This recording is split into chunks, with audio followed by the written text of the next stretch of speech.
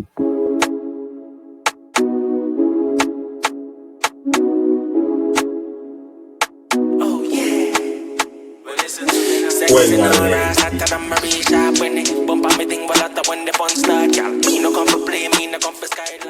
are now watching Soca Vibes Sports Podcast.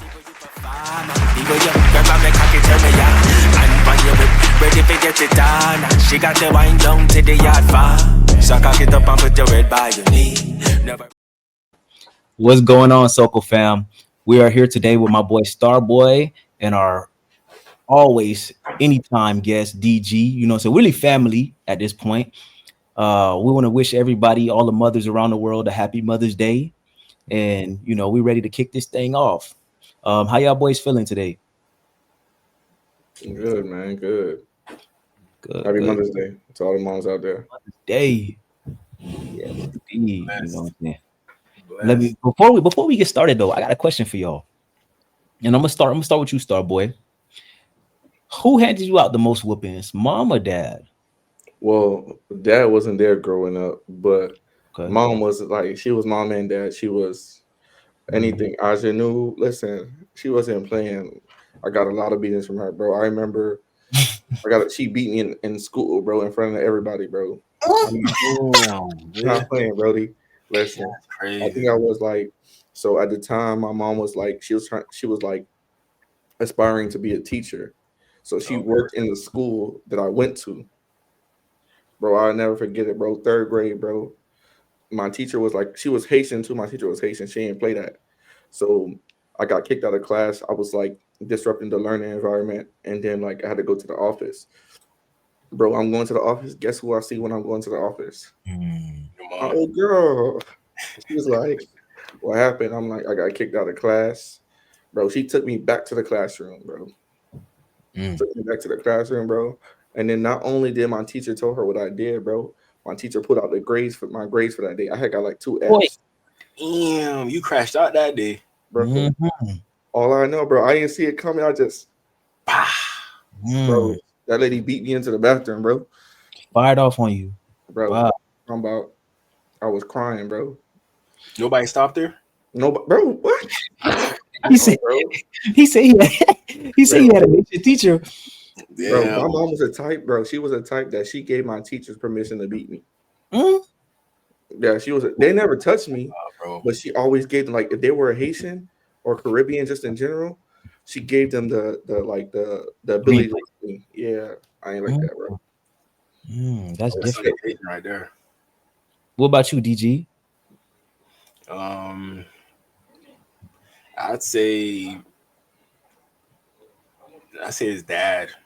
But I got some from my mom, but it's mostly my dad. When a female is beating you, I don't think it causes that much impact compared to an actual man, putting their hands on you to show you discipline. So it was definitely my dad for sure. Okay. I think what it is too sometimes is sometimes your dad might forget, like, he might get lost in the moment. But I know for me, about 85% of my whoopings was from my mom. You know what I'm saying? After a while, you start to get immune to it, but that's when they start to switch up the tactics. You know what I'm saying? But I say all of this to say, me personally, I feel like some whoopings build character. You live and you learn, from the experiences you have, and some things are warranted and necessary. So shout out to all the moms, still putting belt to ass, and just providing structure in their kids' lives, because we're living in a time where people don't fear the belt like they used to. No. So shout out to y'all. To start today, this topic right here, we've been having a lot of NBA drama going on, trash talk happening, things of that sort. And I want to touch on, our good kind sir Haliburton, man, proving doubters wrong. At the beginning of the year, Haliburton was doubted by the whole league, right? And they were saying that he was underrated. He was the top underrated player in the NBA. And nobody had no faith in him. Now he's in the playoffs going crazy, talking smack, you know what I'm saying, getting in people's faces, you know what I'm saying?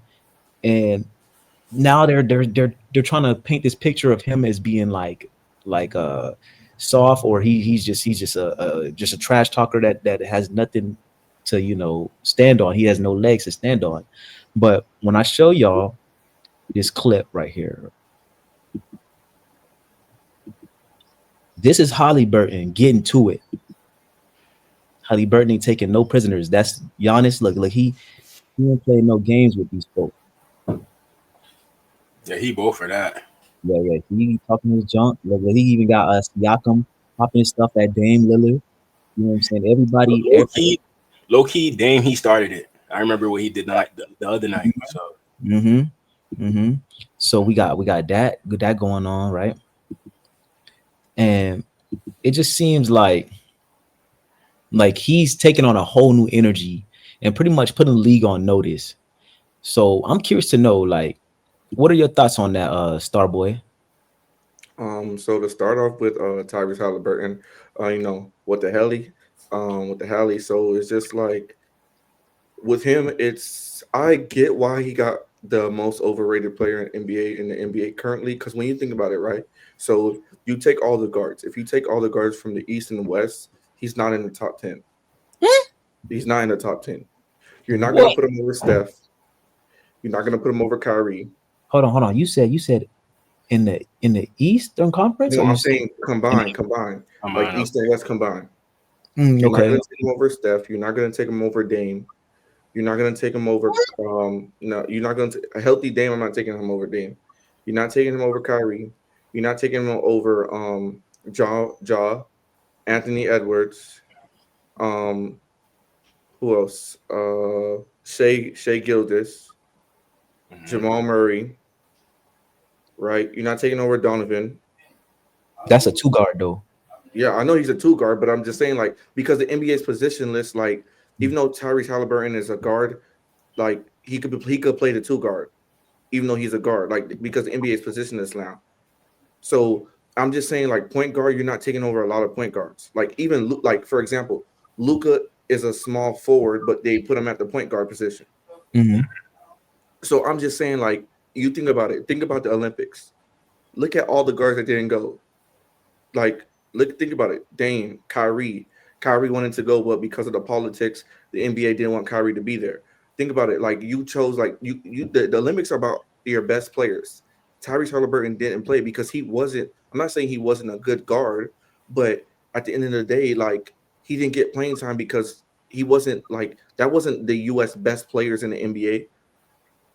Some of them were, but not all of them. Like, you had positions where that certain players should have been there and they weren't. Think about it. Derek White, think about it. Like, he's not, I'm not saying he's not like that, but he's not one of the NBA's top 20 players.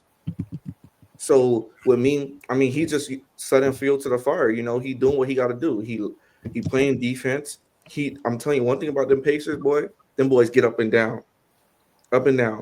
That's what's causing, like, with Haliburton, he remind me of like a young Chris Paul in terms of he gonna have a lot of assists, but that turnover ratio is gonna be very low. He gonna give you 15 assists and have like 1 or 2 turnovers or no turnovers. So he's good with handling the ball. And then, like, the games he been closing them, to take out Milwaukee, the cross up, the layup over Giannis, the step back 3 in game 2 versus the Cavs. Nah, he doing his thing though. Shout out to him. He doing his thing. He got the snow buddies behind him. You feel what I'm saying? They got the snow. I'm telling you. Okay, so hold that thought, Jordan. And the reason I want you to hold that thought, bro, is because I feel like not only is he putting the league on notice, I feel like he's putting you on notice, because you just listed a couple guards, right? And this is not a league of what you've done, is what are you doing lately? You know what I'm saying? So you listed Kyrie, ACL. You listed Dame. I don't know what's going on with Dame. Blood clots, hamstring, everything under the sun. You listed Ja, right? Not in the playoffs. And efficiency is not near what Haliburton got going on. So I'm just curious to know, like, Like, why are we sleeping on him like this? So Oh, I I'm not think, well, I mean, you just put like a jillion guards in front of him. because it's like, okay, this is how I look at it. Even though it's like, because I compare NBA and football as two totally different things because of the physicality football has. What basketball is, okay, yeah, Halliburton is great, he's good, but I look at it as like in the NBA, you got to. I'm all about consistency. You can't be good for 3 or 4 years, and then I'm gonna call you one of the best guards in the NBA. You have to show me longevity. You have to show me that okay, you could do it for 5, 6 years in a row, like Dame was doing it, like Steph was doing it, like Kyrie was doing it. You got to show me consistency. Of course, those guards are older, of course, but if you telling me if we're saying pick 10 guards in the NBA right now, we're not talking about a team. I'm just saying we pick 10 guards right now in the NBA. You're telling me that 10 people would pick Tyrese Haliburton over a lot of the guards I named? No. I think based off of stats, that's where the argument is made because stats wise, he's not gonna wow you and jump out the air and Mhm. dunk all like crazy, or he's not gonna, you know what I'm saying, shoot a jillion threes. His game is all about efficiency and just making the right play.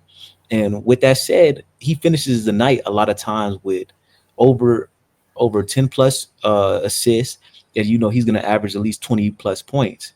You know what I'm saying? So I rather the guy that's gonna get it done rather than the gaudy guy with the numbers, but nothing is happening. So like I'll give you an example. Drew Holiday, right?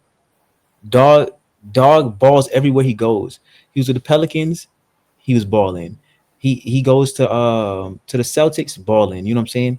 So this guy's been slept on so long, but he's a champion. He gets the job done. He plays on both sides of the ball. So I think, in your personal opinion, you would probably take somebody else to start your franchise, but the numbers don't lie with Haliburton. Uh, and that's just my opinion. But DG, what you think about this? I mean, with Halliburton, I think he got the potential to be in the top 10 for sure. But like Starboy said, like he has to establish it. I feel like this is the first year that he really popped out. Mm-hmm. Ja had his moment, Dame had his moment already, and now Mm-hmm. they're established veterans. Tyrese Haliburton, he's making his way. A lot more people knowing about him now. But he's gonna have to just keep on winning, try to get to that finals. Then he's gonna get the respect that he deserves. Not everybody can make it to the finals. So I like him as a player. He definitely helped me out on the parlays with the assists. I could always count on him with assists. If I'm doubting something, I'm gonna go look at Haliburton for assists. So I see where you say he's like a young Chris Paul in that fashion. Because Chris Paul, he's very good at those assists. So No facts. um, yeah, I can't say that he top 10 right now, but No, no. I do see the potential of him getting up there in like a year or two. Right. So I just looked it up. Halliburton's been in the NBA for 4 years, right? 4 years, so he's young. Young, Yeah, young. So if you think about it, a lot of those guys, you know what I'm saying, it's like if you see a star, right?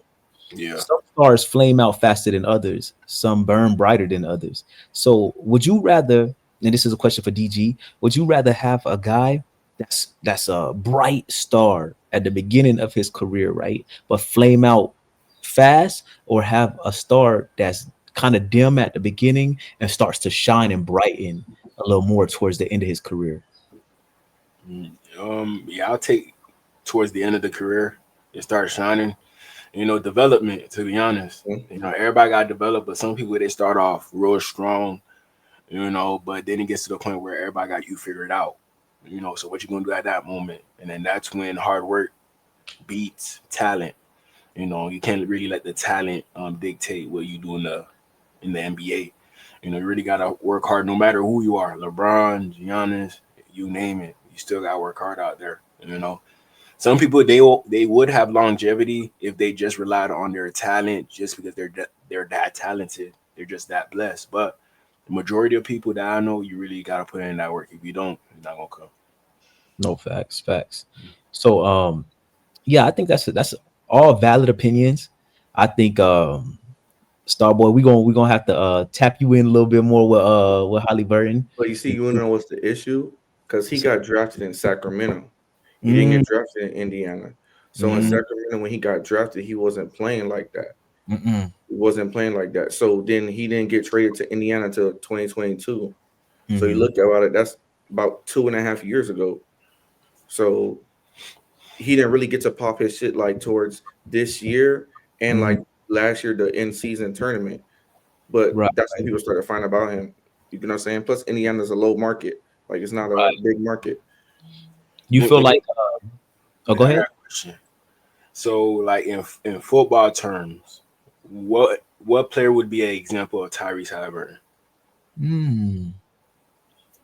That's a good question right there. Does he already have to be established or no? Or does he have to be playing already? No, already.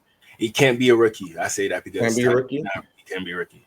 Okay, somebody that's somebody sad, but then is now. Well, you say can't be a rookie. So you know who I would say if I had to choose a guy, I would actually choose Jayden Daniels from like his career at Arizona. Nobody saw this. Okay.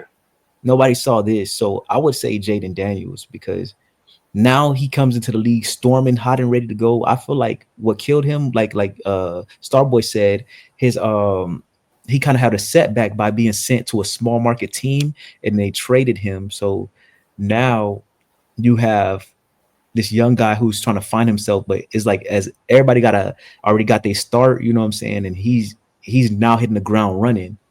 So that's why I would compare Jayden Daniels. Yeah, Jayden Daniels, he had who was it? Brian Thomas Jr., Malik Neighbors when he went to LSU.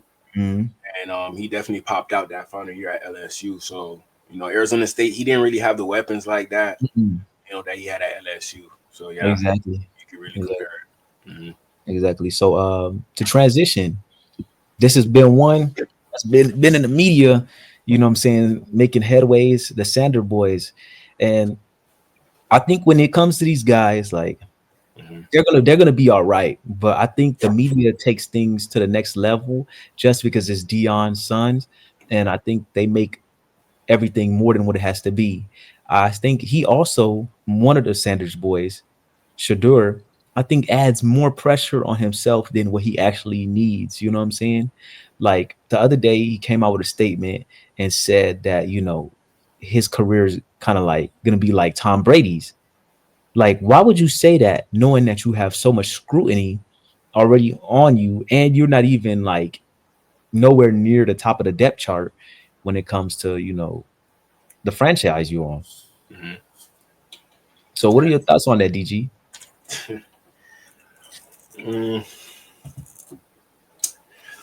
With the Sanders, you know, I seen some videos of the practices already. I'm like, damn, they already started practicing. They just joined the team. But with Sanders saying that, you know, you see that he got that number 12 with the Browns. You see that. I don't know if he's trying to show a sign like, yeah, I'm trying to follow in that footstep, you know, but it seems like he's a kid that got a lot of confidence in himself. A lot of confidence, and he get it from his dad, no matter what his actual abilities are. You know, Prime, he's the type of guy to think that he could do something even though he can't do it. You know, he'll probably say that he could still run a 4.2 even though he's missing 3 toes. He'll probably still say that, you know, that's confidence.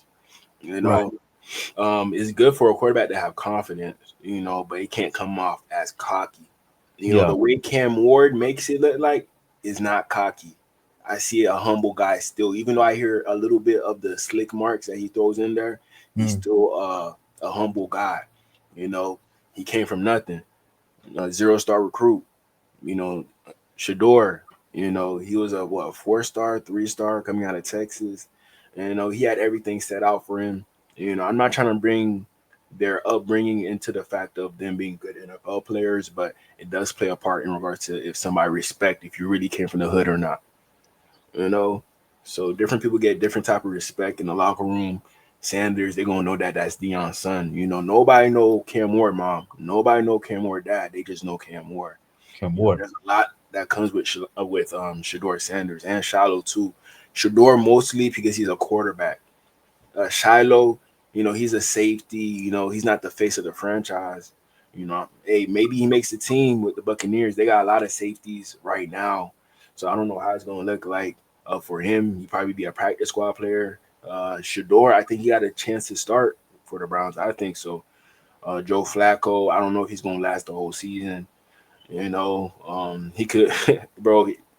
He could play a game. It could be his last game, man. That's how old he is, bro. So, Dylan Gabriel, the Hawaiian quarterback that they got, that's similar to Tua. Maybe they see something from the Miami Dolphins, like, hey, they're successful with Tua. Maybe we could establish that with the Browns to at least win some games. You know, make an offense just like the Dolphins do. Stefanski, he came from that coaching tree as well, I think. I'm not too sure. So he probably gonna try to run the same thing. You know what? Go ahead. You know, you made a good point, because if you think about it, people are making it sound like the Browns don't have anything and that they're going to be a mediocre team this year, right? Mm-hmm. But one thing I saw that I really like is they built up the defense big time, and defense wins championships. So as long as they got a defensive side of the ball, you know what I'm saying? I think, they implement some more offense, and they already got Jerry Judy, you know what I'm saying, out there. They need like maybe another receiver or two, you know what I'm saying? They got Chubb in the backfield. And I think they can really, do more than they can pass their ceiling. And as far as Shedeur is concerned, I think it's a line. Like what is the difference between being confident and arrogant? You know what I'm saying? Like, I think he's teetering on that line, whether he wants to be confident or arrogant. Some things that he says is just like, come on, man, you didn't have to say that. Because now, let's say he get hurt or something like that, you already know the narrative that's going to be built up about this guy. You know what I'm saying? But there's some things that he could have said in a better way instead of Right. he did. Cam Ward, he puts it out there the way that you really want to hear it, to the point where you're not gonna judge him off of it. But Right. Sanders, it seems like he has no filter. He's just gonna say whatever it is because of who he is, and he don't care about what people say. You know, like the beginning of the draft, y'all remember what his dad came out and said. Oh, he's not going to the Browns. He's not going to this team. You know, that's just who they are. They just gonna come out and say whatever they gotta say, even though that's something that they should have kept to themselves. They still came out and said it, and look, now they suffered the repercussions of, showing the NFL team that you wouldn't be willing to go to their team. Now, okay, bet. I don't know. It has to be like an owner thing as to how he slid that far. They probably like, man, I heard about Sanders' son, and they all agreeing on who the type of person he is. And the Browns, they're the team that's going to do different than what everybody else is going to do. Like, they gave Deshaun Watson that fully guaranteed contract when every other owner didn't like it. Yeah, man, we don't care. We need a quarterback. So, and look what they did this year. They went and got 4 quarterbacks to put on the team just so they can make sure they got the right one. So Browns, they doing whatever it takes to try to find a quarterback. And still ain't doing enough. What are your thoughts on this, Starboy? First of all, shout out to Shiloh. He got signed by the Buccaneers. Shout out to him. With the whole Shedeur and everything like that, I think I respect you guys, but I think you guys are wrong. Only because the reason why I say this is like, okay, what I don't understand with the NFL is when it comes to black quarterbacks, how is it that it's deemed arrogant, but when it's white quarterbacks, it's like they love it. Yeah. People love Joe Burrow for being arrogant, for saying, let a black quarterback say, oh, my Super Bowl window is open as long as I'm playing. Let a black quarterback say that. It's going to be called arrogant. But when Joe Burrow does it, it's considered, oh, that he got super confidence. He believed in himself. You look at Baker Mayfield. Baker Mayfield used to be getting in coaches' faces. He used to get in players' faces, did the same thing. So I just don't see it as the thing with him and them. And then you look at it, okay, his dad came from the NFL. He got the resources and stuff to make it to the NFL. My thing is this. I'm not saying Shedeur was the number 1 pick. I'm saying, okay, if he's not the best quarterback, we all knew the best quarterback was Cam Ward. Okay, fine. But there's no way the man slide to the 5th round. That doesn't make sense. Like you look at certain teams, and just like I said a couple of weeks ago, DG, the Browns, you could have had Travis Hunter and Shedeur. Like you had the number 2 pick, you gave it up to Jacksonville, and even Jacksonville, Trevor Lawrence has not been doing great. He's not been doing great. I think there's only was one season where they won above 9 games, or they won at least 9 games. He has not been doing great. This is a make it break it year for Trevor Lawrence. So you look at that, and it's like you could have dropped a replacement for Trevor Lawrence because he was considered, coming out of college. I remember Trevor Lawrence came out of his mouth, and nobody judged him for it. He said the NFL was going to be easy. You don't remember? I don't know if you guys remember that. Trevor Lawrence came out and said the NFL was going to be easy. Nobody killed him for that. Not one single person.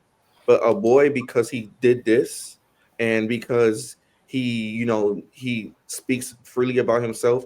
Look at Brian Daboll. It came out a report last week that the Giants put an install in their offense to for Shedeur to go through, but they put a mistake in there, and he didn't correct the mistake. And it's like, okay, so why would you do that? Like, it's not like Shedeur is playing for the Giants. If you gave him the Colorado offense and told him to find a mistake in it, okay, fine. But same thing for Brian Daboll. I could say Brian Daboll didn't have his team ready to play the whole NFL season. Hold on, let me ask you this though. Mm-hmm. I didn't see Trevor Lawrence, or I didn't see these other guys saying, I don't want this team to draft me. Okay. Also, I didn't see like if you're looking for your franchise guy, right? I would personally put a test out there to see if this guy's really for me, if he pays attention to details, if he doesn't, because part of the quarterback position is to pay attention to detail. You know what I'm saying? The play could be a million years long, X right, triple combo, Y, whatever the case might be. You make that simple mistake and you don't pick up the protection, that's you on the floor. You know what I'm saying? Like everybody has their part to play and has a job to do. And I just feel like with him, he comes in with like, it's not even that you're cocky, it's that you feel like you've accomplished something and you haven't done anything yet. You know what I'm saying? So I believe. Oh, go ahead. I mean, I agree with you, but see, this is my issue, right? Okay, exactly what you said. I'm not playing for certain teams. The same thing DG said. Why was it different when Eli and Manning and his dad did it for them? Why was it different? Because nobody said anything when it happened for Eli and Peyton. When they said, I'm not playing for these certain organizations, or they wouldn't, like, if this organization draft him, if I'm Deion Sanders and my son is Shedeur Sanders, I have every right to say that. Because if you look at it, take the Browns. When's the last time the Browns had a good quarterback? The Browns' problem has not been defense. If you go back and look at the last 2 years, their problem has been offensive quarterback play. Their problem, they've always been, and I think in the last 2 years, their defense were in the top 10 twice. So their problem is not. You had 1 year where they had to play like 4 or 5 quarterbacks. That was that 1 year where every quarterback they had got injured. And then you look at their problem has never been defense. So it's been offense. If you look at the Browns' offense, first of all, Nick Chubb is a free agent. Okay. You look at their receiving core. Jared Jeudy career started in Denver, and people were saying Jared Jeudy might be a bust because his career wasn't going that great in Denver.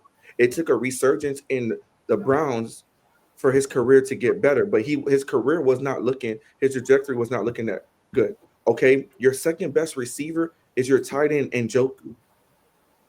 What receiving core do they have? We don't know. Denzel Ward, their defense is good. Denzel Ward, Myles Garrett, and them boys, solid.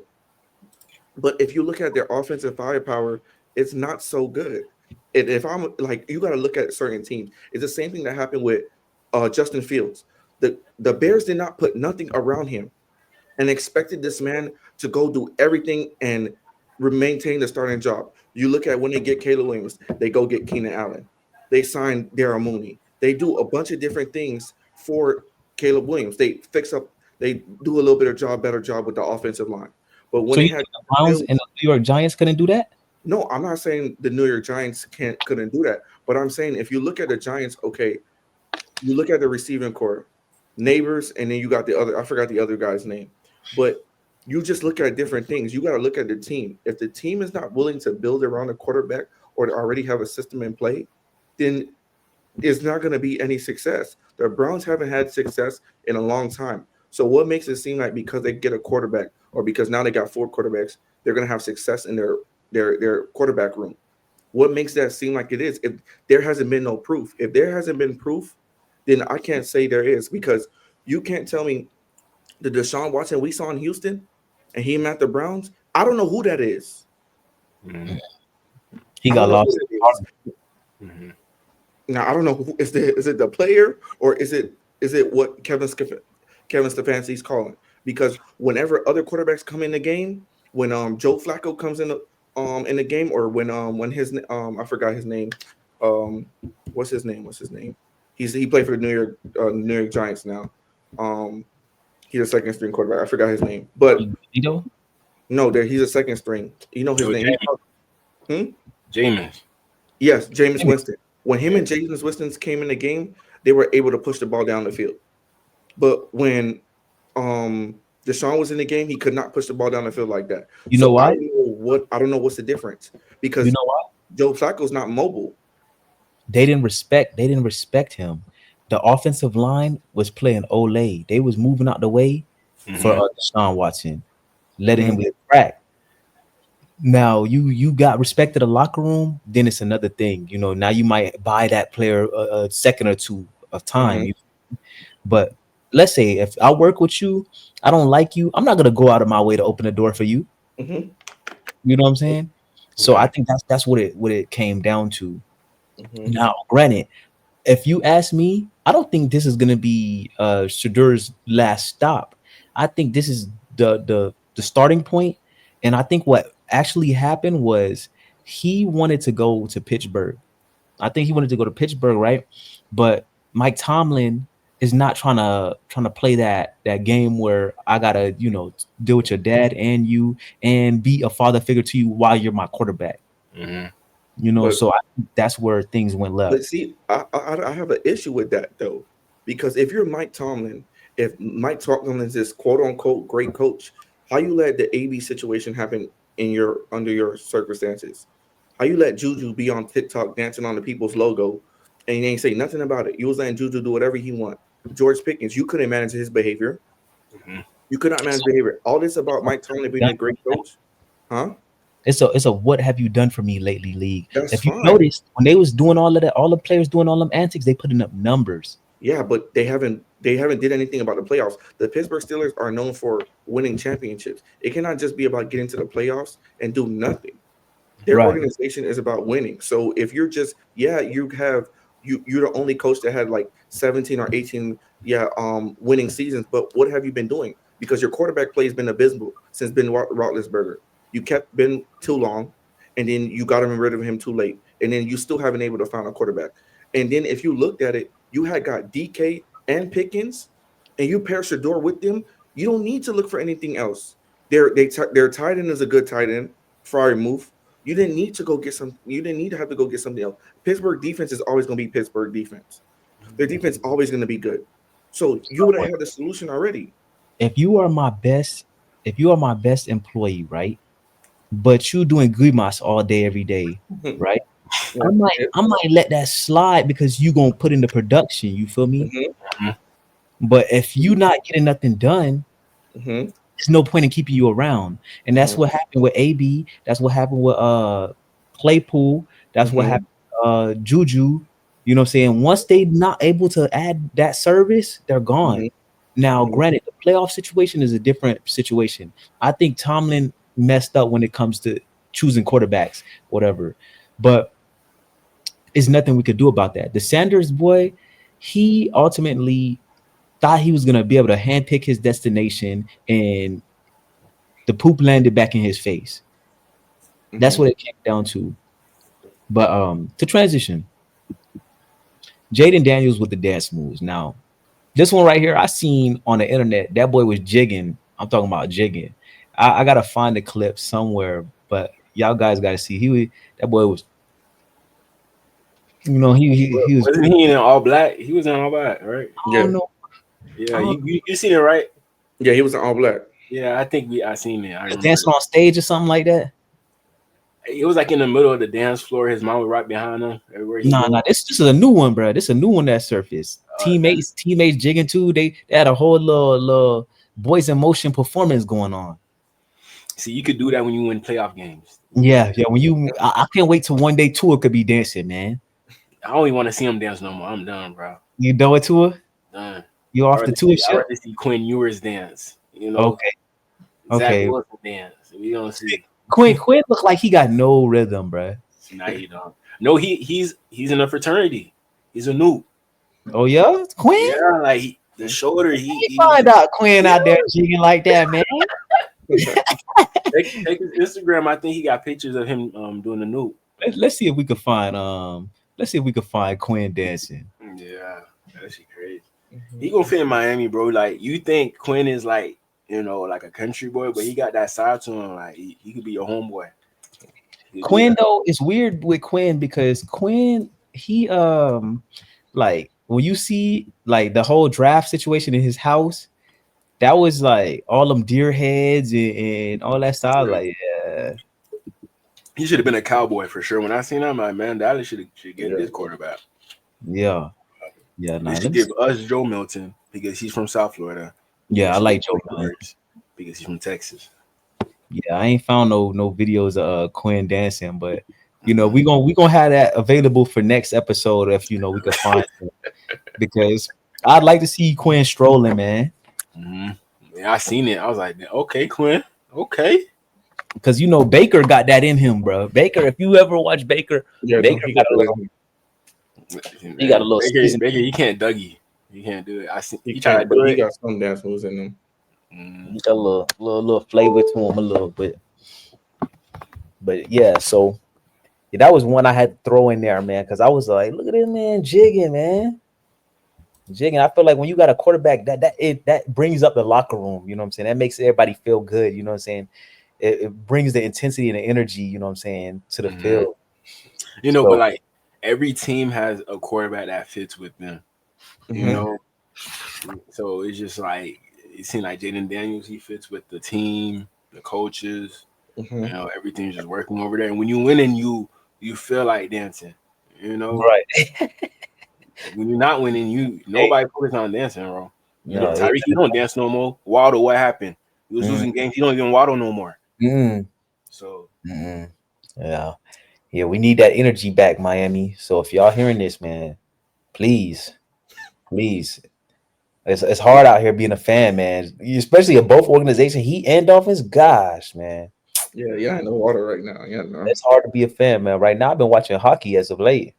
I mean, I'm cool with the Heat. The thing about the Heat, it hasn't been a long time since they won a playoff game. Dolphins have been over 20 years. That's unacceptable right there, man. Unacceptable. Yeah, it really ain't nothing to dance about in that organization. Nothing, bro. If I was the GM of the Dolphins, bro, I better see everybody walking in a single foul line. You know, I treat that like the military, like Brian Flores did. Yeah.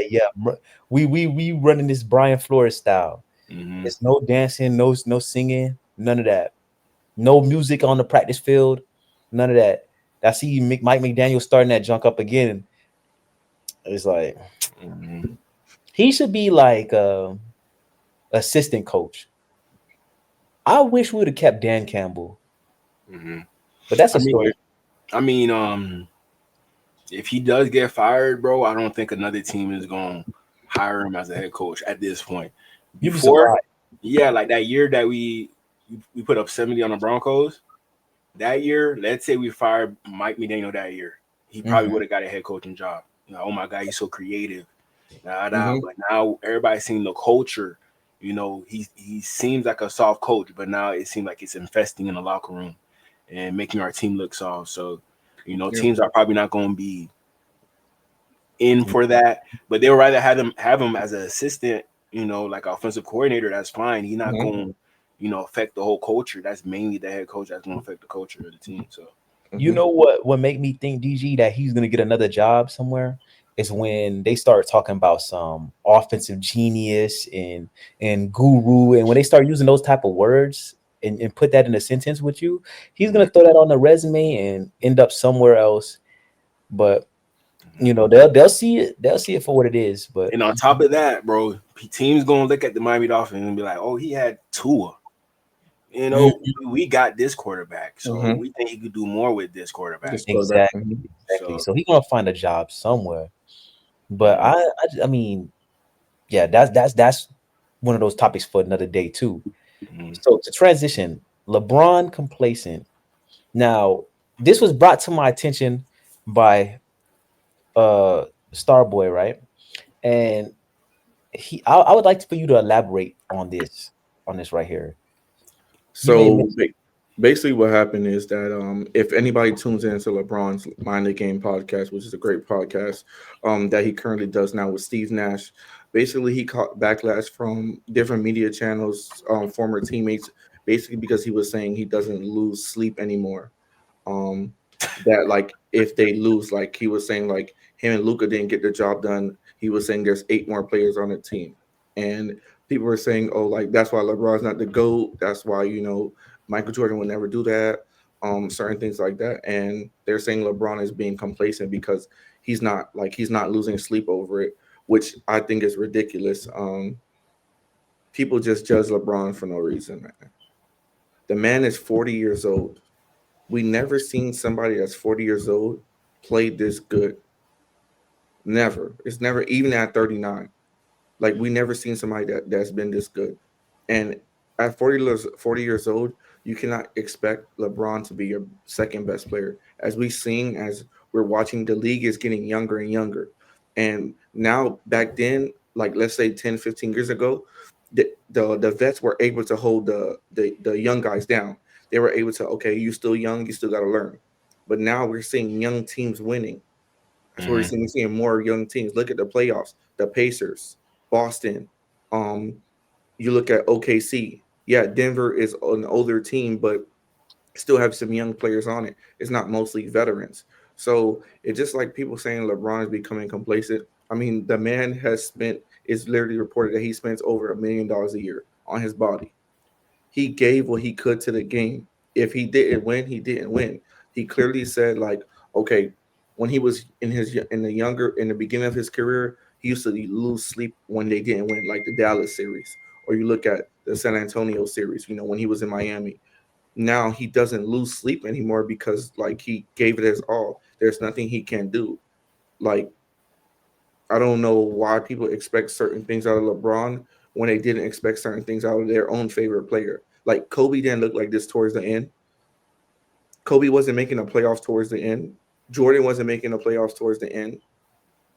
Like these are two different players. Like all these players are different, but people are expecting something from LeBron that they wouldn't expect from their favorite player. Like this is just greatness to watch. He's 40 years old. Allow the man to play basketball and allow him to do his thing.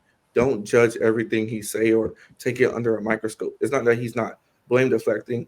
LeBron always gonna get majority to blame. Always. He always gonna get majority to blame. No matter if it was his fault or if it wasn't. There's times where the Dallas series, that was LeBron's fault.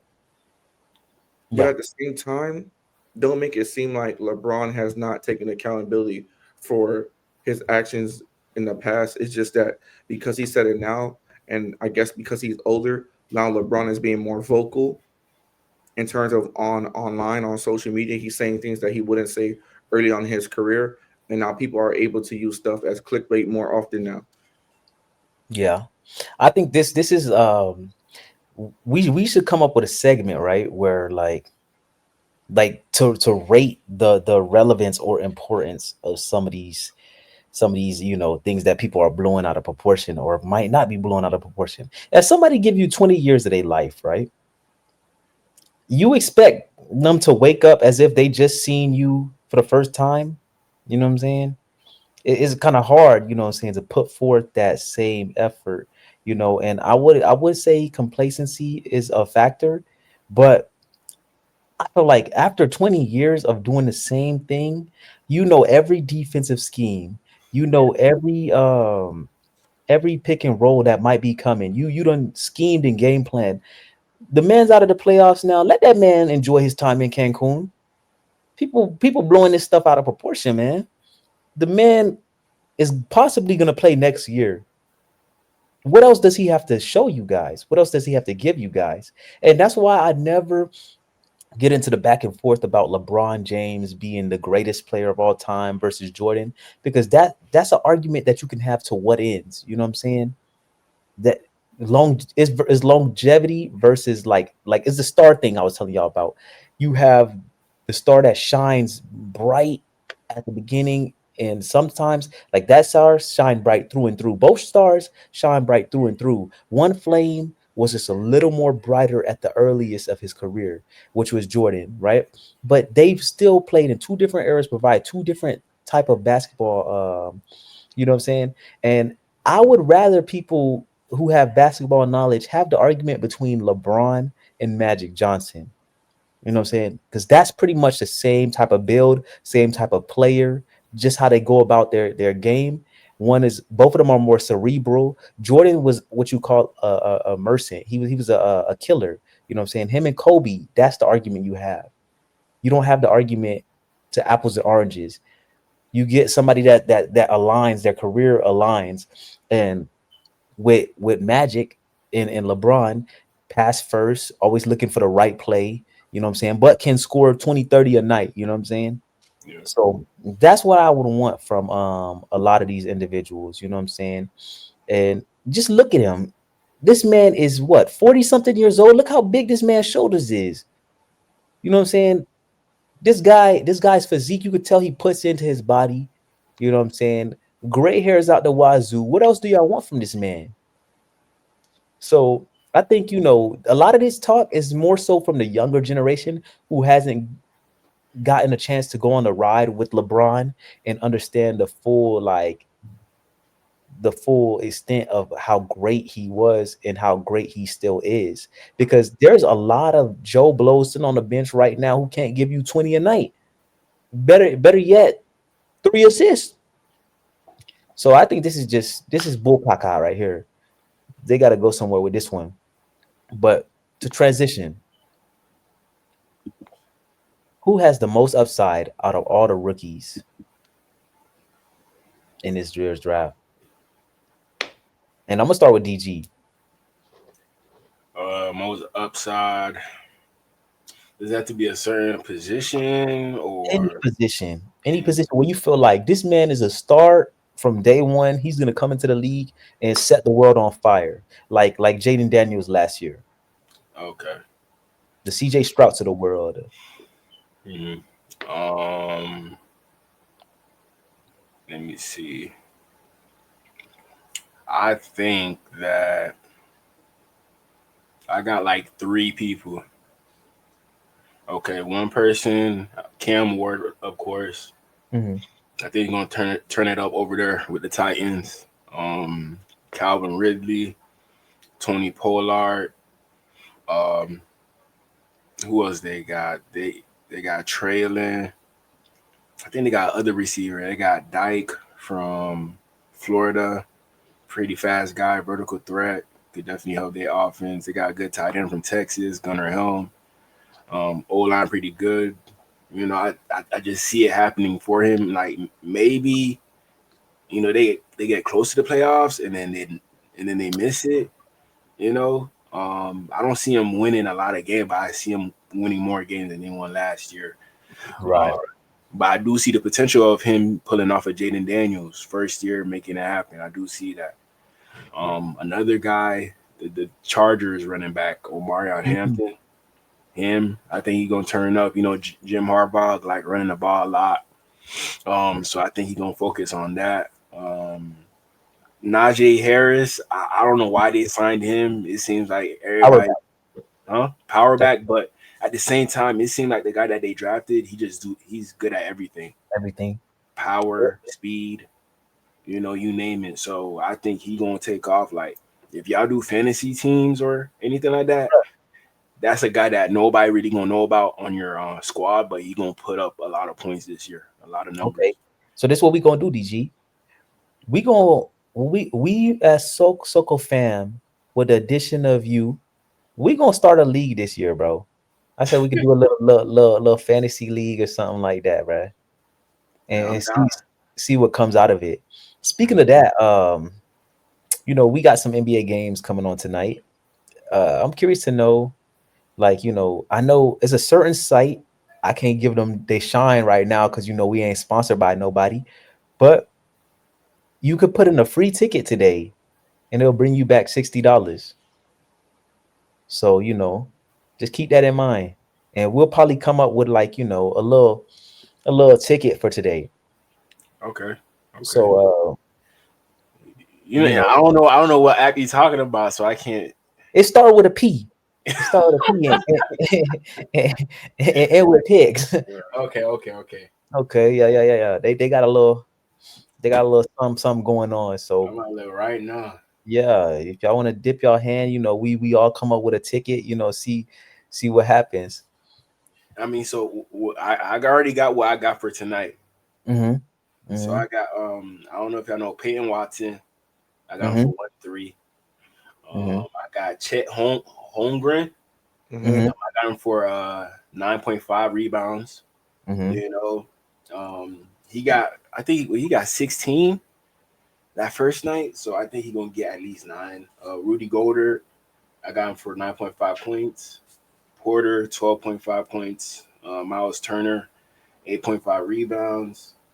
Evan Mobley and Pascal Siakam 35 points. Okay. So I'm gonna share mines with you.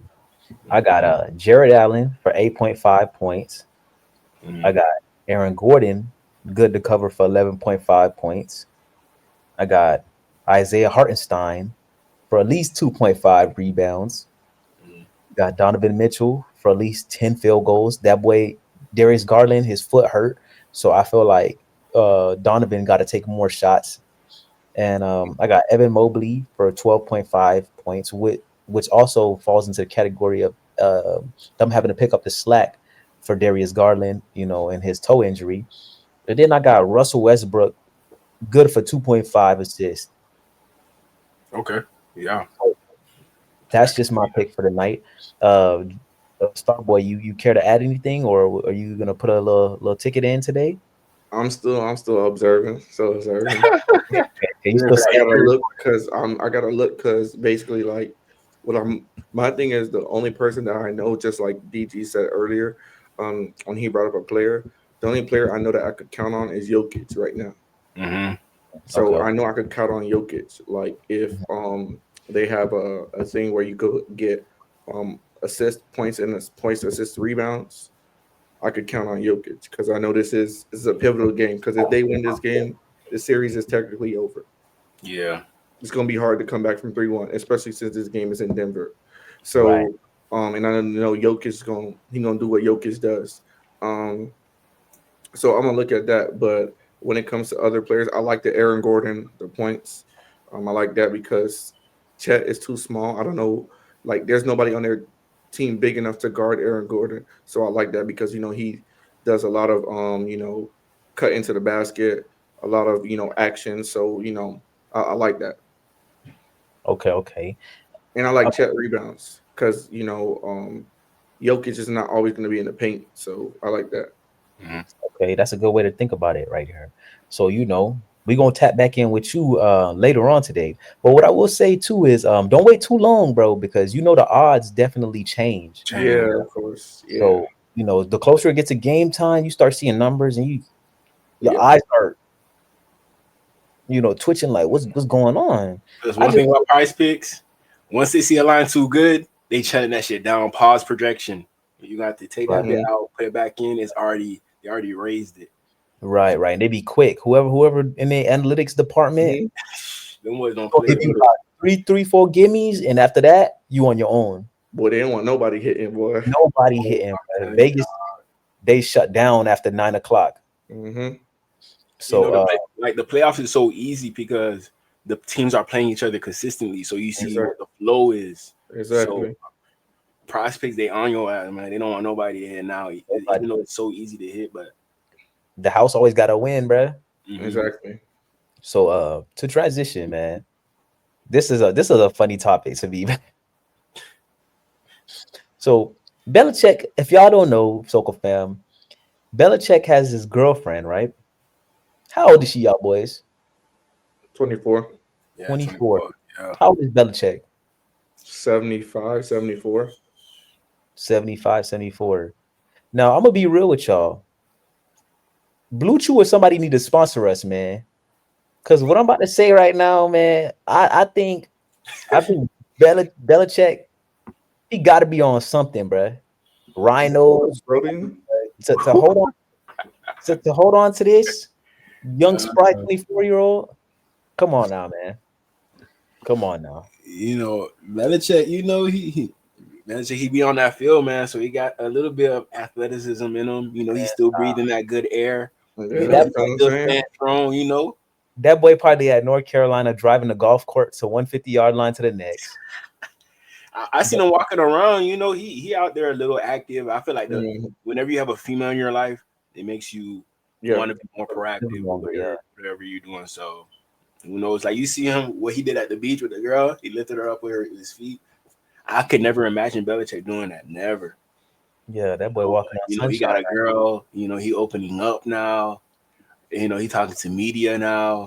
Yeah, he was stiff for the past couple years.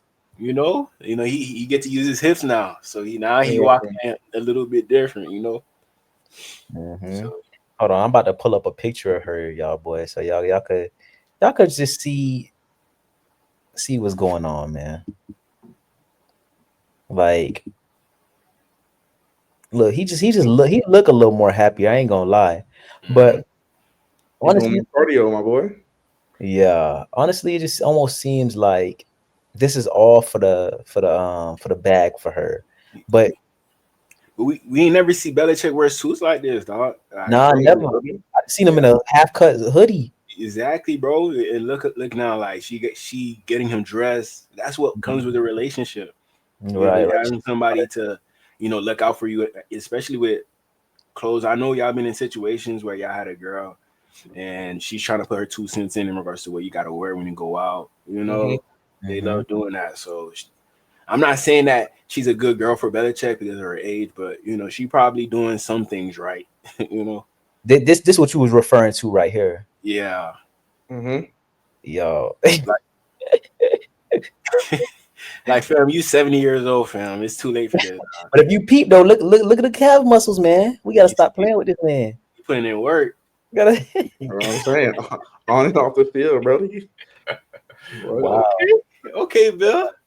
Bill doing his thing, man. Shout out to Bill, man. Finna change that program around. I doubt it now. Hey. So to transition, we got Derek Carr retiring, man. What y'all boys think about this?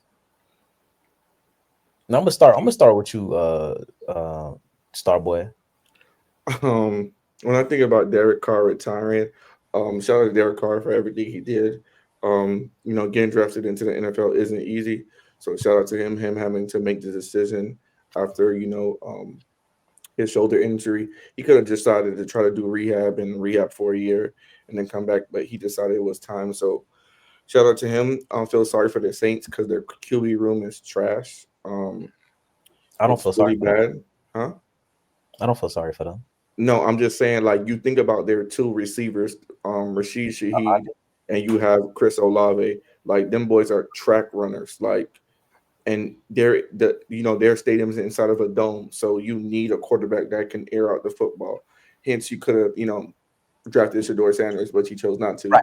That's why I don't feel sorry for them. But you didn't. So, their quarterback room is not so good. When it comes to this has a problem for the Saints. It's like a big problem because I think this is going to cause like players to seek free agency. Because if you look at it, like, you got the guy Tyler Show or whatever his name is. I saw his combine tape. It was trash. I don't know how he got drafted above Shedeur, but I saw his thing. Spencer Rattler, he's okay, but there's not too much promise there from what I've seen. And then there's another quarterback. That boy, he looked like an Instagram model. Like his picture on the thing was like Instagram. So I don't know. Their coaching staff said they're going to allow all three of them to compete against each other for the starting job. I just don't even know who the starter is going to be. this is what I will say. The quarterback from that they drafted from Louisville, from what I've seen, because I've been watching him, he is very smart quarterback. He's gonna try to make always the right plays. His only problem is he got like that Tua injury thing where he'll stand in the pocket too long sometimes and try to deliver a strike. But the thing is, you got to get rid of the ball, man, and that's what's gotten him hurt a lot of times. So if he's a good quarterback, just can't stay healthy. Tough, just can't stay healthy. What about you, DG? What's your opinions on Derek Carr retiring? Yeah, man. Derek Carr, I wasn't expecting it, bro, to be honest, man. When they drafted I feel like it was a good pick. I thought they were gonna get Shedeur, but me personally, what I think? I feel like Kellen Moore didn't want to be at risk of losing his job to Dion if he ever got to the situation as to where he's not doing good, and boom, that's Dion's job right there. His son is right there, the quarterback. So maybe that could have been the case, because they passed up on him 5 times in this draft. No, actually 7 times. They passed up on Shedeur. So that should show you something about how the organization feels about Shedeur Sanders. But now they got what's his name? They got Jake Hayner and they got Spencer Rattler. I don't know, man. I don't know if they would have been better than Derek Carr. Derek Carr, he probably going through an injury that probably caused him to retire. It didn't seem like he wanted to retire, but it just ended up being that way. So yeah, I mean, it doesn't move me, to be honest. Like Derek Carr, I wasn't expecting him to do anything in that division. Who they got? They got the Buccaneers, Baker Mayfield. They definitely gonna be better than them. Atlanta, they got Michael Penix. Even the Panthers, they got way better. So they might do something this year. So it's for the Saints, yeah. So I like the Panthers wide receiver that they got, man. No, they had a great draft. They bolstering up that offensive line. They got to add a couple more defensive pieces. I think I was expecting more from their wide receiver last year. What's the country dude name? Leggett. Yeah. Leggett. Yeah. I'm surprised. I feel like he a Zoe, man. I don't know. With a name like that. I mean, you hear the way he sound, he not Zoe. He ain't. But the thing is, though, it's some Zoes that ain't never been to the mainland, bro. But it's just like they still got Zoe in their blood. You feel me? So, I don't know. He a different type of guy, but I was expecting more separation or something from him. But that's why they went and did what they did in the draft. Like Leggett, I don't think he's meant to be a receiver number 1. No, maybe 2. I don't think that's his game, bro. I think he's meant to be a 2 or a 3. You know who he remind me of, DG? Cool. He remind me of Devontae Parker. Devontae Parker, kinda, y'all. Like he got high point the ball, but he's not gonna get much separation. You feel me? And Devontae Parker, he wasn't like that route runner. To be honest, just send him down the field and pray for the best. But the thing about Leggett difference, Devontae Parker, he couldn't really do nothing after he caught the ball. He didn't really, move like that. But Leggett, when he get that ball in his hands, he could turn to like a running back. Right. That 4.3, 4.4 speed. That strength that he has as well. So that's what makes him valuable. Just getting him the ball in his hands, but don't make him the main priority in your offense. He's not going to be that person who could be Pat Surtain consistently. Right. I don't see that. Right.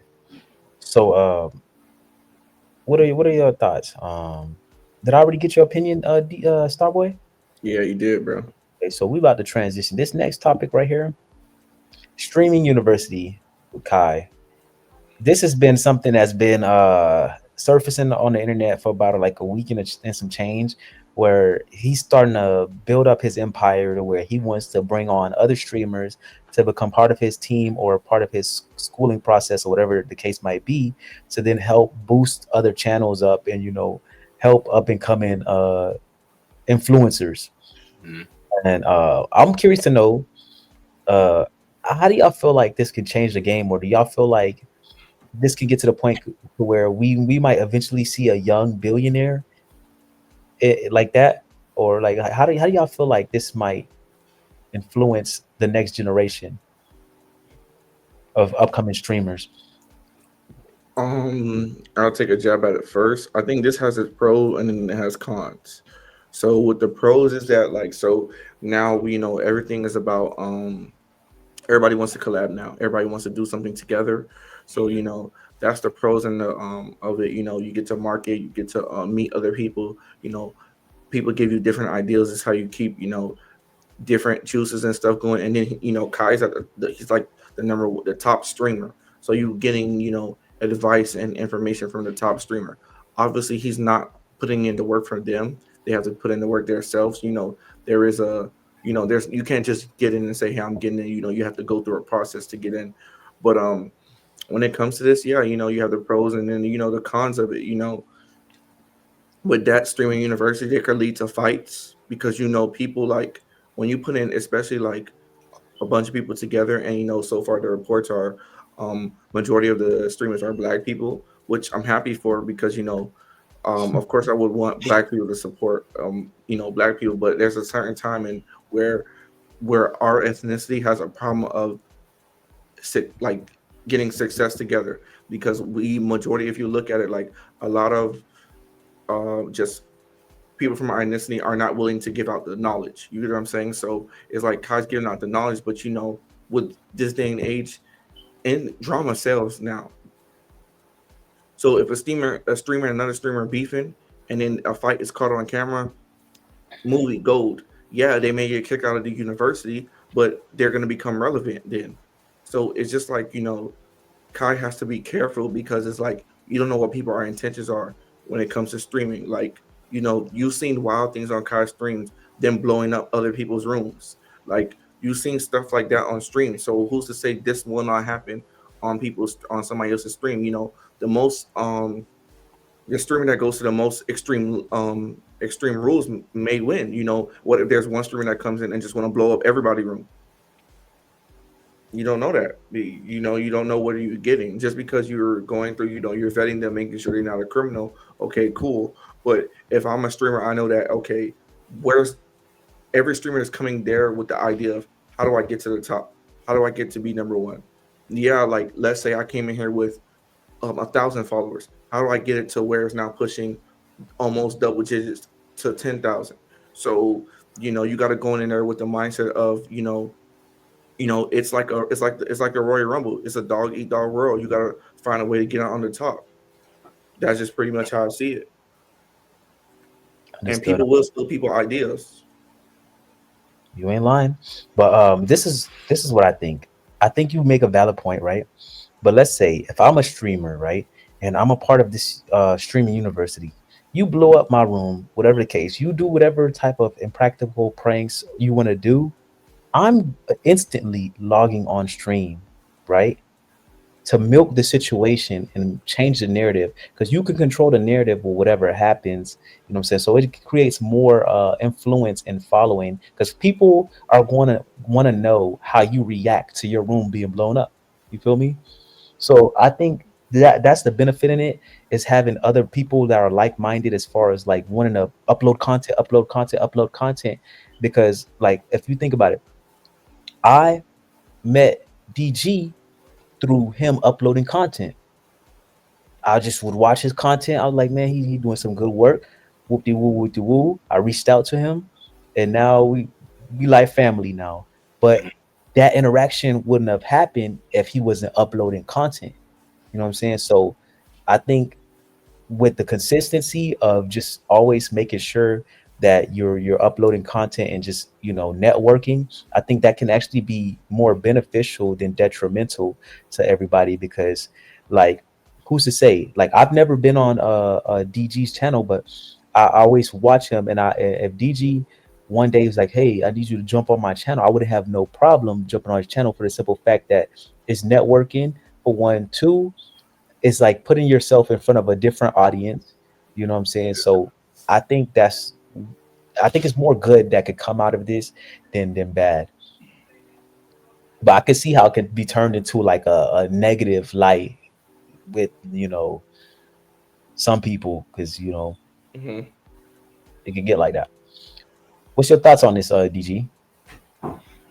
I mean, like I told y'all, man, I did try to apply, and a lot of the questions that they ask on the application really pertain towards: are you a clean person? Mm-hmm. What type of person you are? The people around you, what would they say about you in regards to the type of person you are? So they're trying to figure out if you are the right person in the application to see if you would be able to attend. Maybe that could help, die down the situation from ever getting to the point as to where there's fights in the house, but you never know. Like some characters don't clash too well, and then once they get in the same room, one wrong thing, boom, they beefing out. So I don't know how he's gonna make this university work. I don't. Is he gonna like rent out a university for everybody to go to school, or is he gonna rent out like a mansion? I'm not too sure how much money he got to Mm-hmm. actually go down with this. I still try to apply to see, because I do see the opportunity as to where when I was starting, it's not easy, bro. The starting, the content, is not for everybody. And staying consistent is not an easy thing, but here's somebody who already made it by being consistent, and he's willing to help us, get to a higher level just by attending one of his universities. It's an offer that you really can't pass down, especially since it's going to be everything paid for. So I see the value in it. You know, um, I'm just scared. I'm a little bit scared in regards to maybe content creation game like dying down because everybody doing it now. Mm-hmm. And if you do a streamer university, that's people who want to learn how to stream, and then boom, you gonna have everybody streaming. Maybe it's the same topic. Somebody's streaming at this time, that time. Now it's like a whole competition in regards to you don't know when you're gonna stream because you're competing Mm-hmm. with this person and that person. So, I love doing it. My purpose is genuine. I'm a real Dolphin fan. I didn't want to just hop on talking about nothing. So I feel like it's established in regards to why I hopped on. Like you boys as well. Y'all got a motive. And y'all see what Shannon Sharp does with his channel, and it's successful.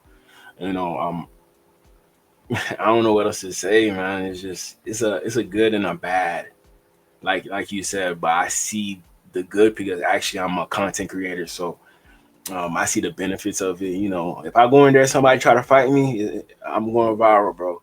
That's Yeah, it. gotta go viral, man. Turn the Fight Club. That's with that Bad Girls Club. Y'all be seeing those videos. Man, I don't know. It's called Baddies, I think. So there's something Baddies or Zeus So Net. ghetto, Something on man. Zeus Network.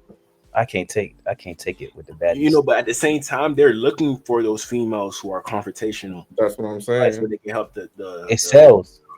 Mhm. Exactly.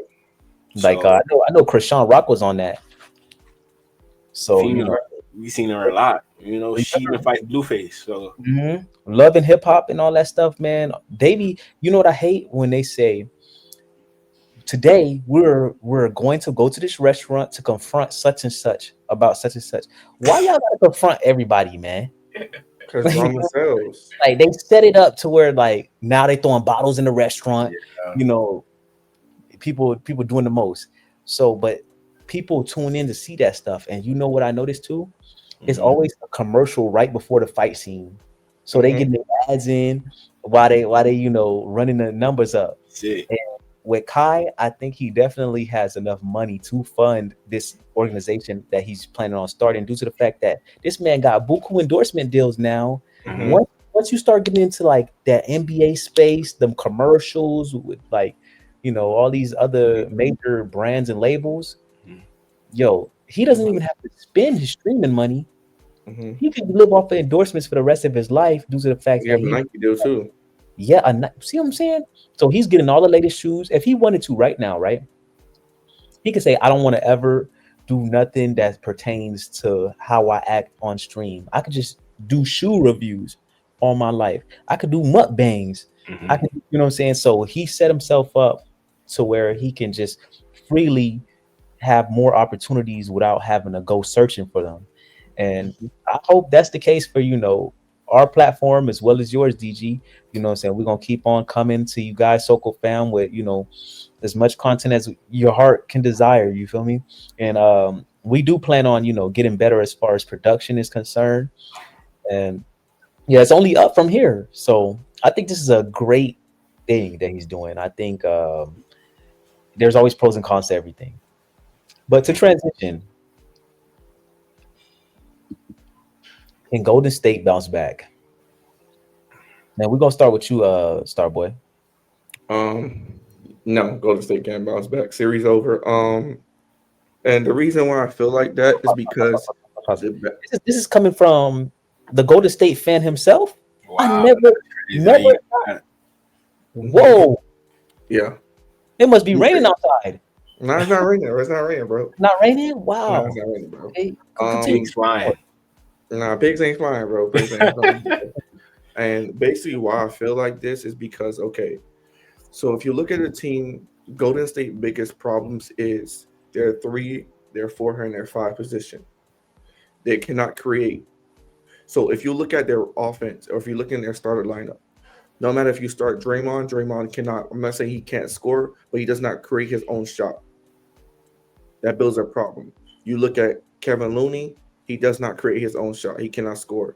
You look at Trey Jackson-Davis, same thing. You look at Buddy Hield can't really create his own shot like that. He can't really create on his own shot like Buddy Hield. That ain't snap the other day. No, he was snapping. No, but what I'm saying, he's more of a catch and shoot guy. Like, you really don't see Buddy Hield too much put the ball on the floor like that. He can, but he chooses not to. You look at Jimmy. Jimmy could create his own shot, but Jimmy is not. He doesn't space the floor because Jimmy's not a 3-point shooter. Jimmy's a midi guy in the NBA, where the NBA basically is banished to mid range now. Right. So if you look at Golden State, last night's game was the best chance they had to win, because if you look at it, they're saying the prognosis of Steph coming back with a grade 1 calf strain. The earliest he'll be back is game 5. The latest will be game 6. If you won last night, you could have pushed it even further, because now if Minnesota wins game 4, it would have been 2-2. Going back to Minnesota game 5. Okay, between game 5 and game 6, I believe there's like a 3-day rest period. Steph is not going to be evaluated to come back until after game 5. They said he was coming back at game 5. No, he's not coming back at game 5. He's going to be reevaluated before game 5. But it's not guaranteed. Steph is 37 years old. He's not a player that just stands in the corner. No, he's constant movement. Constant movement. We've seen how Devin Booker, the hamstring injury had Devin Booker. So this is a 37-year-old man, and now you got Minnesota, where Anthony Edwards is clearly the best player in the series. Julius Randle is the second best player. Right after that is Jimmy Butler. But then you look at Golden State side, if Kuminga didn't do what he did, then they would have lost by a larger margin. Moody gave you no points. Podziemski is a rhythm player. So if he's not scoring like that, he played 39 minutes and he only gave you 5 points. What is that? You're looking at different ways to score, and Golden State can't really score. If it's not right at the basket, then they really can't score like that. They didn't even make a 3-pointer in the first half yesterday. I appreciate your unbiasedness.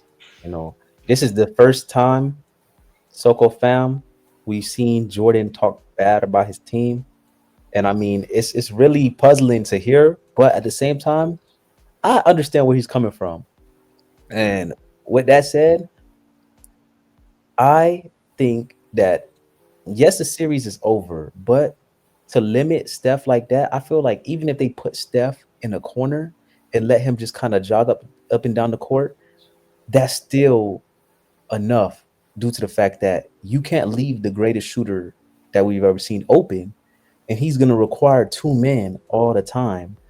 So even if he takes that attention away, you play Jimmy, let Jimmy work and do what he has to do in the mid-range game. It opens the floor up for Buddy Hield to shoot his shot on the other side of the court.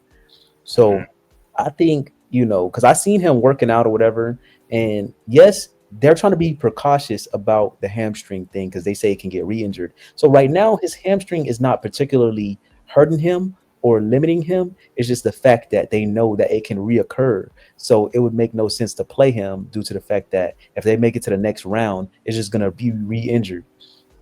But I think definitely they still have a chance. This is not a death sentence, but I definitely think they're not gonna do it. And like you said earlier, you made mention that you weren't too fond of Steve Kerr. Can you elaborate on that, Mr. Starboy? I'm really not too fond of Steve Kerr as a coach. I think Steve Kerr as a coach is overrated. I feel like he gets credit for having Hall of Fame players when they're Hall of Fame players. Pretty much, if you just look at the rotation that Golden State has, if you look at it, there's times where Steph is heating up, and Steve Kerr will take him out the game. Like, what are you doing, bro? You played in the NBA before. The man is heating up. The man made 3 or 4 threes in a row. You're gonna put him. You're gonna send him down. Even the Jonathan Kuminga situation. Okay, so Kuminga, if Steph is not playing, Kuminga is your second best player. Why is he coming off the bench? Like, I don't get certain things that Steve Kerr is doing in the lineup. If you don't have no scoring on offense, why is he coming off the lineup? If you look yesterday, the team was doing better when they were sitting Draymond because he was in foul trouble. You put Draymond back in, boom, he gets his 5th foul. And more free throws. Then the next possession after that, Draymond gets his 6th foul, more free throws. Okay. Yeah, Draymond's a great player. He's great playing defense, but what else can he do? He can lead the offense and lead the tempo, and Draymond is an amazing player. He's going to be a Hall of Famer. But my thing is this right now, how is that helping you? It's not helping you. It's the parlays. That's what I was about to say. Because there's no reason to be taking out a guy when he's hot, when you know that I feel like Vegas makes that call sometime. Bro, Steve Kerr blew my parlays more than once, bro. Okay, so that's why you feel like this. Understood? Nah, bro, he blew my parlay more than one. Bro, I remember one parlay, bro. I had Steph to get 5 points in the first quarter. Buddy had 4. Steph usually plays the whole first quarter. Buddy had 4 points. Steve Kerr took him out the last 5 minutes of the first quarter. Didn't play him the rest of the first quarter. I'm like, what? Like, bro, I've watched a lot of Warriors games. I'm like, Steph plays the whole first unless he's in foul trouble. Buddy had no fouls, 4 points, beep, sit him down. So, Starboy, with you being a Golden State fan, right? How the hell are you able to catch these games with them being damn near 1 o'clock your time? Oh, because I go on it's this app that I watch it on. It's like 2 apps that I watch it on. One is called Naruto. Don't throw them out there. Oh, yeah. Hold on real quick. Hold on. If we got to put in the private chat, son. Yeah, but it's 2 apps I watch them on. And I just, catch them, Okay. Because, next time you try to watch them apps, you're going to be like, what's going on? Nah, I ain't give out the other one. So yeah, you don't know if the feds might be listening. Because, we all got that one little app that we might tap every now and then when, things get a little shaky, or if you ain't able to, because I'm an avid UFC guy. Say I love the UFC, but I can't pay for every damn UFC fight that come on. Yeah. You know what I'm saying? Hence, I'm repping my boy Israel Adesanya today, man. Okay. You know what I'm saying? Mr. Adesanya himself. But yeah, man. Okay, kudos to you, man, for watching and allowing yourself to go through that torture. I think y'all should have lost last round, but I was actually excited for y'all to make it to the next round because I want Jimmy's hopes to get up high. Because I'm still salty. I'll be. I want Jimmy's hopes to get up high, make y'all feel like y'all doing something, and then just. We was up 3-1. What do you mean you wanted us to lose last round? We was up 3-1. I wanted y'all to lose. You know what I'm saying? Misery loves company, bro. Jimmy trying though. Like, he's not enough, but he's trying. Exactly. That's what if we they like. had Steph, they would have won last night. Yeah, Steph. They probably would have won one more game. Mm-hmm. If Steph was in the lineup, but since he's not coming back, it seems like it's theirs, bro. That's what It's theirs. Yeah, young Edwards, 23, possibly might make it to the finals if he could beat the Nuggets if they make it that far. He's not making it to the finals. I'd love to see it. Well, okay, you said that he's not making it to the finals. Okay, what we're on episode 18, I think. We're on episode. He's not making it to the finals, bro. I'm gonna remember this. We're gonna thumbnailing and notating some of these comments, and I'm gonna replay them back for you so you can relive these moments. Mm-hmm. So the transition, we got Aaron Gordon promises to give Westbrook a championship. How well do you think he can hold up his end of the deal? And do you think that's a valid promise to make a aging Russell Westbrook? Yeah. I don't know. You go first, Starboy. You go first. So when it comes to this, I feel like if if Denver gets past OKC, they're going straight to the NBA Finals. Because if you look at it, there's no team that can stop them. Especially with Jamal Murray being back. I feel like if you look at Aaron Gordon, that man has been playing. He's been playing. He had 2 game winners this postseason. Hold on, Starboy. They play today, right? Yeah, they played today. Mm-hmm. So you think OKC is done with? That's no, I'm not saying if they're done with. I'm saying if they can get past OKC, because right now Denver is up 2-1, and game 4 is in Denver. If Denver can win game 4 tonight and go up 3-1, it's going to be harder for OKC to come back from 3-1 because they don't have that experience yet. They don't have Shea is your veteran player. He's never been in that type of situation. Right. So, and in order for it to be to come back from 3-1, they would have to play 3 great games. You know who my dark horse is, Starboy? Hartenstein. Hartenstein is my dark horse for this series. He can't stop what Jokic could do. But as long as you kind of mitigate and you play the best game you could play, then your team has a chance. You got to keep him off the boards, man. Yeah. It's hard. It's hard, but you got to keep him off the boards. Well, doing him and Chet like split time, or is it like do you think they like Chet more or Hardison more? They like both of them, but the problem is they both provide 2 different things. One is slight in the ass down low. You know what I'm saying? He's skinny as crap. You know what I'm saying? And you got this guy moving and throwing them around down there. But what he provides on the other end of the ball is offense. You know what I'm saying? He stretches the floor out. Hartenstein is willing to bang down low and clean up the glass. So it's 2 different type of players. It's like if I was to compare like Hassan Whiteside to Kevin Durant. You know what I'm saying? Kevin Durant's going to be out there shooting, so it forces somebody to have to go out there and guard him. You know what I'm saying? Whiteside, he's going to be down there banging, you know what I'm saying, trying to get the board and then clean up the glass, you know what I'm saying? I mean, they both start. Okay, so like one center, one power forward. I put power forward. Yeah, power forward, yeah. Because other than that, for Aaron Gordon.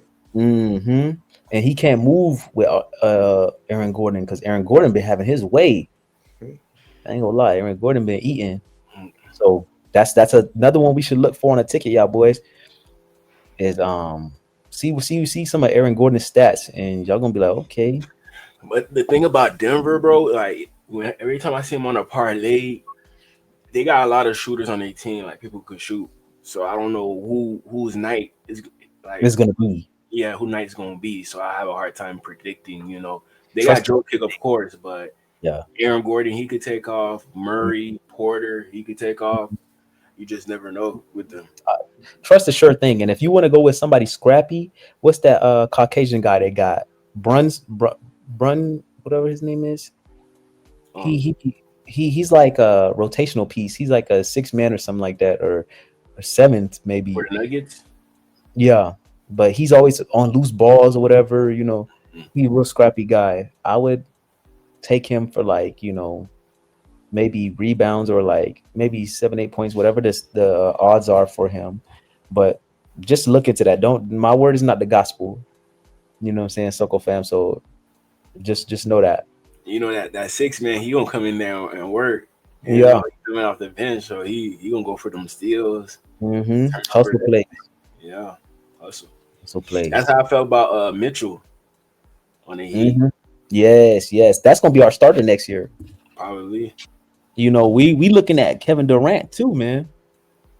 It's a mutual interest. I mean, do you think that, I don't know if Kevin Durant is what the Heat need, bro? No, I it's think not what he the Heat get better. I don't know. I think we need to get younger, because I like Kevin Durant, but that's not what the Heat needs. Because Kevin Durant is going to provide instant offense. Yeah, we got Tyler doing that too. But what type of defense? You know what I'm saying? We need a two-way guy who's going to be scoring, averaging 20 points a night, but play some defense too, and pick up where Jimmy kind of left off, but also just have more like offensive punch. But yeah, they said we're off limits. Yeah. Where we can't get rid of the warehouse. We can't get rid of him. He's too valuable right now. We haven't had a big man like that since Hassan Whiteside. You think he got more upside than Bam? Yeah. Bam, original position is supposed to be a power forward. We got a 6'9" guy playing center. Do you know who else is 6'9"? That's like putting Jason Tatum at center. Oh wow. You know what I'm saying? So it's like, wouldn't y'all want like a guy that's at least 7 foot at center now, based off all the size guys that they got? But you know what though? The reason why they do that is because they want to make, like Starboy said, positional versatility.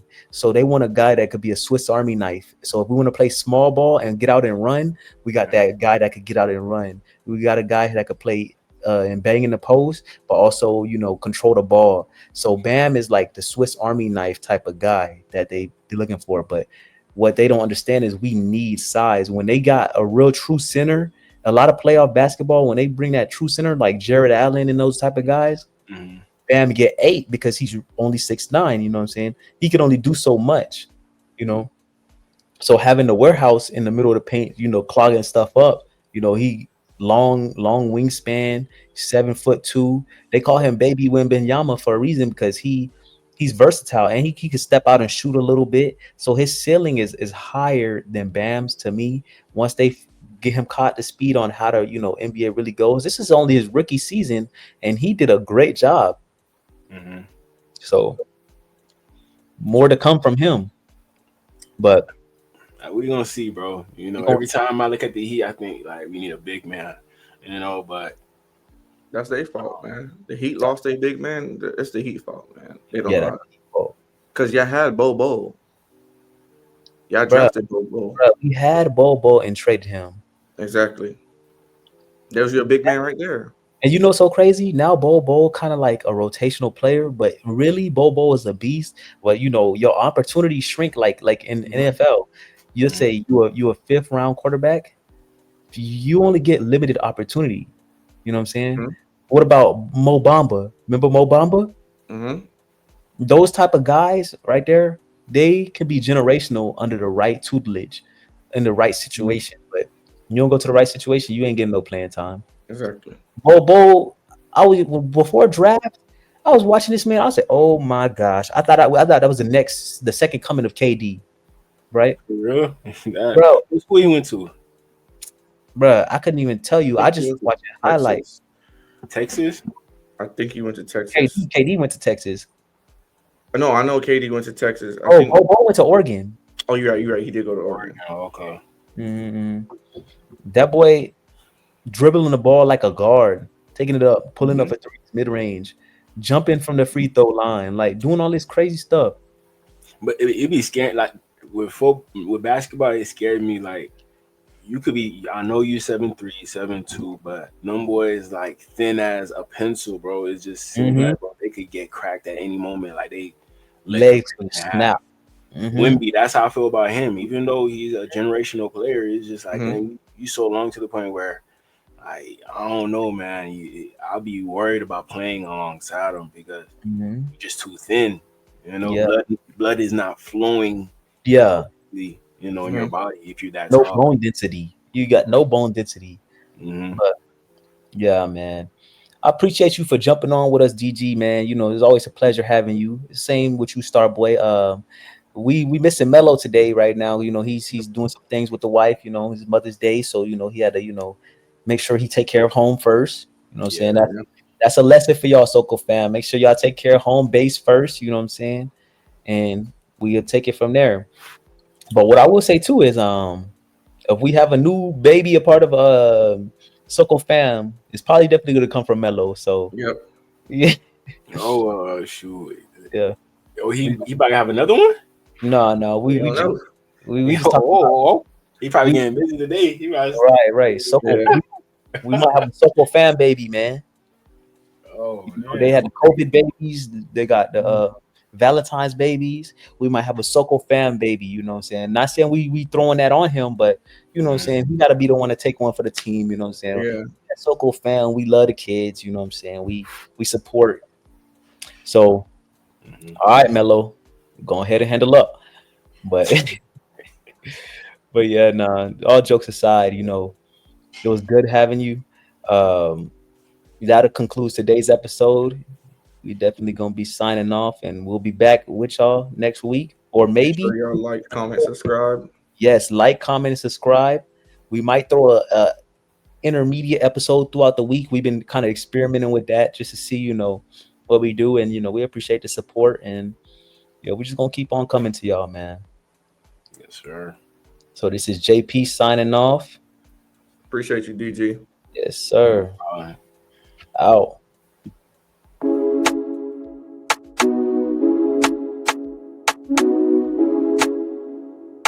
Oh yeah. Well, listen to me now. Wait, Sexing no, all no, right, sat on my reach sharp when they bump on me thing, well, after when the fun start, y'all. Me no come for play, me no come for skylark. You are now watching Soca Vibes Sports Podcast. People, yeah, grab my